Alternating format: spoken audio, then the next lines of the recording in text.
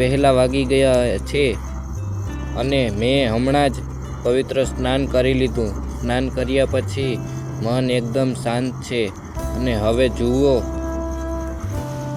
હવે હું જઈ રહ્યો છું માં સિકોતરના દર્શન કરવા. સિકોતર માનું સુંદર મંદિર, માતાજીના ચરણોમાં શીશ ઝુકાવીને જ આપણે આજના દિવસની શરૂઆત કરીશું. કહેવાય છે કે સિકોતર માના આશીર્વાદ હોય એટલે કોઈ ચિંતા ન હોય. તો તમે ઘરે બેઠા સિકોતર માના ભવ્ય દર્શન કરી લો. અને જે કોઈ ભક્ત આ વિડીયો જોઈ તે કોમેન્ટમાં જય સિકોતરમાં જરૂર લખજો. માં સિકોતરમાં તેમનું સૌનું કલ્યાણ અને ભલું કરે.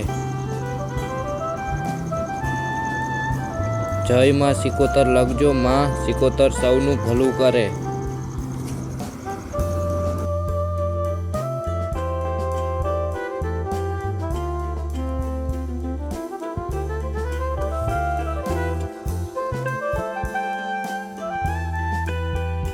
મિત્રો, હું માં સિકોતરના માતાજીના દર્શન કરીને હું સીધો આવી ગયો છું આપણા ખેતરમાં. જુઓ, અત્યારે સવારના કુમળા તડકામાં ખેતર કેવું ખીલી ઉઠ્યું છે. અને આજે અહીંયા એક ખાસ કામ કરવાનું છે અને અહીંયા કામ કરતાં તમને બતાવીશ કે જીરુમાં અત્યારે વાઢ ચાલુ છે અને ખેતી કરવી કાંઈ નાની વાત નથી. લોહી પાણી એક કરવા પડે ત્યારે આ અનાજ પાકે છે. અત્યારે પવન બહુ મસ્ત ચલે છે.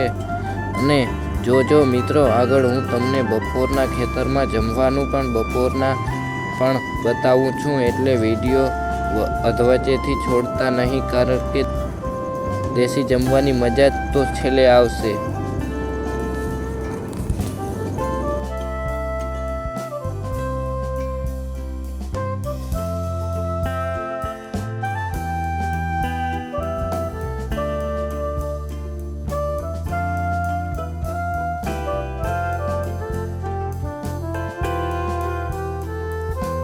મિત્રો, હવે બપોરના 12 થી 1 વાગવા આવ્યા છે અને તમે જુઓ, સૂરજ દાદા બરાબર તપ્યા છે. અને આ બપોરના આકડો તડકો ઉપરથી આ ખેતરનું કામ પરસેવે રેબઝેબ કરી દે એવું છે.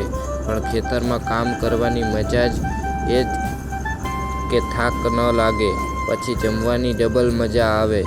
હવે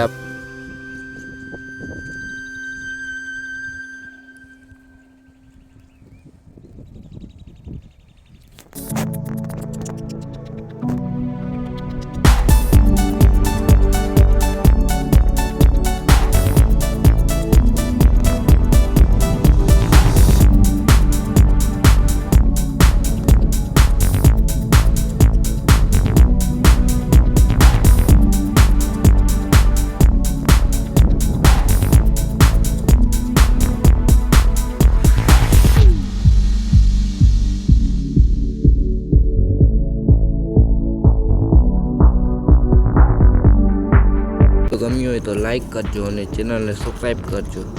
જય માતાજી, હર હર મહાદેવ, જય સિકોતરમાં.